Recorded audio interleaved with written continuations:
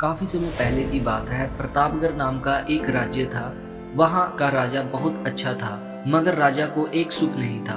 वह यह कि उसका कोई भी संतान नहीं था और वह चाहता था कि वह अब राज्य के अंदर किसी योग्य बच्चे को गोद ले, ताकि वह उसका उत्तराधिकारी बन सके और आगे की बागडोर को संभाल सके और उसके राज्य को सही तरीके से चला सके।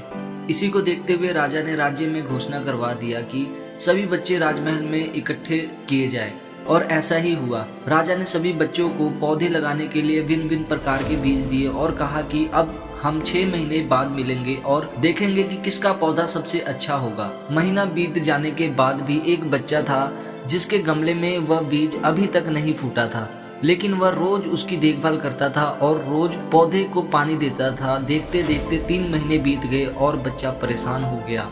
तभी उसकी माँ ने कहा, बेटा धैर्य रख, कुछ बीजों को फलने में ज्यादा वक्त लगता है। और वह पौधे को सींचता रहा। 6 महीने हो गए। राजा के पास जाने का समय आ चुका था, लेकिन वह डरा हुआ था कि सभी बच्चों के गमलों में तो पौधे होंगे और उसका गमला खाली होगा। लेकिन वह ईमानदार था और सारे बच्चे राजमहल में आ चुके थे। कुछ बच्चे जोश से भरे हुए थे क्योंकि उनके अंदर राज्य का उत्तराधिकारी बनने की प्रबल लालसा थी। अब राजा ने आदेश दिया, सभी बच्चे अपने अपने गमले दिखाने लगे, मगर एक बच्चा सहमा हुआ था क्योंकि उसका गमला खाली था। तभी राजा की नज़र उस गमले पर गई। उसने पूछा, तुम्हारा गमला खाली क्यों है? तो उसने कहा, मैंने इस गमले की 6 महीने तक देखभाल की।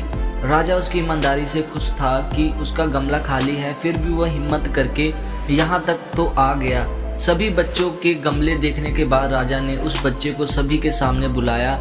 बच्चा सहम गया और राजा ने वह गमला सभी को दिखाया।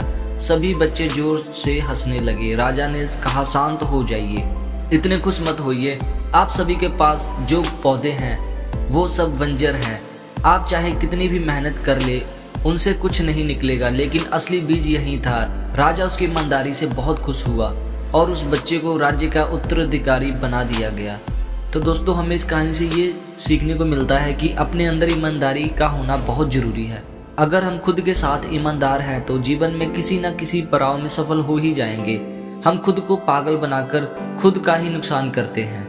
तो दोस्तों, अगर ये कहानी आपको अच्छी लगी हो और ऐसी की आप और भी कहानियाँ सुनना चाहते हो तो आप इस चैनल को सब्सक्राइब करें और अपने दोस्तों में भी इसको ज़रूर शेयर करें। Thank you.